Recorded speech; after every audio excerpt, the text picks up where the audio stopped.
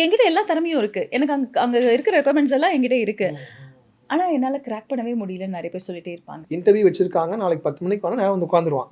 எந்த கம்பெனிக்கு வரோம், என்ன ஜாபு, அந்த கம்பெனி என்ன பண்ணுது, இன்றைக்கி எல்லாமே ஆன்லைனில் இருக்குது. லிங்க்டினில் போய் கம்பெனி பற்றி ஸ்டடி பண்ணலாம், கூகுளில் தேடலாம். எந்த ஸ்டடியும் பண்ணாமல் they just come for the interview. அது ரொம்ப காமனாக இருக்குது. அப்போ நான் என்ன சொல்லுவேன்னா, நீங்கள் இன்டர்வியூ கிளியர் பண்ணணும்னு நினச்சிங்கன்னா 2-3 விஷயம். ஒன்று வந்து அந்த ஜாப் உங்களோட நீடு எந்த அளவுக்கு இருக்குது அப்படிங்கிறது நம்பர் 1. நம்பர் 2, அது என்ன மாதிரியான ஜாபுக்கு உங்களை கால் பண்ணுறாங்கன்னு நீங்கள் கொஞ்சம் உட்காந்து பேக்ரவுண்டில் ஸ்டடி பண்ணி ரிசர்ச் பண்ணிட்டு போகணும். தேர்டு, அது என்ன மாதிரி கம்பெனி, அது அந்த கம்பெனியோட ரீசெண்ட் அக்கம்ப்ளிஷ்மெண்ட் என்ன, நியூஸில் என்ன வந்திருக்கு, அவங்க எங்கே இருக்காங்க, என்ன மாதிரி கஸ்டமர்ஸ் அவங்களுக்கு இருக்காங்கன்னு தெரிஞ்சுட்டு போகும்போது நீங்கள் போய் பெட்டராக அங்கே ப்ரெசென்ட் பண்ண முடியும். 4வது வந்து உங்களை பற்றின ஒரு புரிதல் டீப்பாக. ரெசியூமில் எழுதியிருப்போம், எங்கேயோ பார்த்து எழுதியிருப்போம் ரெசியூமே. பாதி ரெசியூமே அவங்களோட சொந்த ரெசியூம் கிடையாது, எங்கேயோ காப்பி அடித்து மாற்றிருப்பாங்க. அப்படி மாற்றும்போது it is not about me.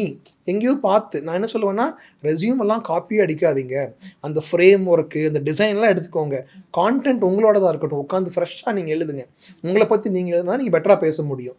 அப்போது சுய புரிதல் ஆழமாக இருந்துச்சுன்னா அதை நீங்கள் தெளிவாக சொல்ல முடியும். ஸோ லாஸ்ட் ஒன் வந்து நீங்கள் கேட்குற ஒரு கேள்வியும் கவனமாக கவனித்து அதற்கு சரியான ஆன்சர் கொடுத்தாலே போதும். நிறைய நேரம் வந்து அங்கேயே நம்ம கவனிக்க மாட்டோம், ஒரு கேள்விக்கு வேறு ஏதோ பதில் சொல்லுவோம், எங்கெங்கேயோ போயிடுவோம். அதனாலே நம்ம வந்து கிராக் பண்ண முடியாமல் போயிடும். So be present in that moment, listen to the questions carefully. கரெக்டான ஒரு ஷார்ட்டாக ஸ்வீட்டாக ஆன்சர் பண்ணாலே you will be able to crack it. ஒரு இன்டர்வியூங்கிறதே ஒரு ஓப்பன் புக் டெஸ்ட் தான். இப்போ நீங்கள் சொல்லுங்கள், உலகத்தில் எந்த மூலைக்கு எந்த இன்டர்வியூ போனாலும் முதல் கேள்வி என்னவா இருக்கும்?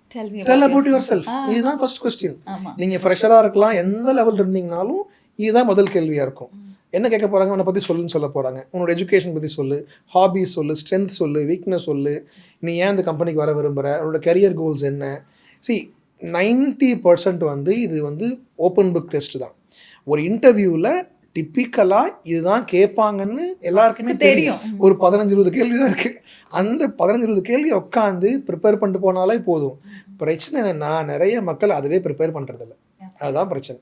So it's very easy and simple. இந்த 15 கொஸ்டின்ஸை கண்டுபிடிச்சி அதை ப்ரிப்பேர் பண்ணி இந்த கேள்விக்கு நான் என்ன பதில் சொல்ல போகிறேன்னு கொஞ்சம் ஸ்கிரிப்டாக எழுதி கொஞ்சம் ரிஹர்ஸ் பண்ணி ப்ராக்டிஸ் பண்ணிட்டு போனால் எந்த இன்டர்வியூமே ஈஸியாக கிளியர் பண்ணிட முடியும். இன்னொன்று ஒரு 10-15 அட்டன் பண்ணாலே நமக்கு புரிஞ்சிடும் என்ன கேட்பாங்கன்னு சொல்லி, என்ன கேட்பாங்க, என்ன பண்ண போகிறாங்க கேட்கறதுக்கு ஒன்றுமே இல்லைன்னு.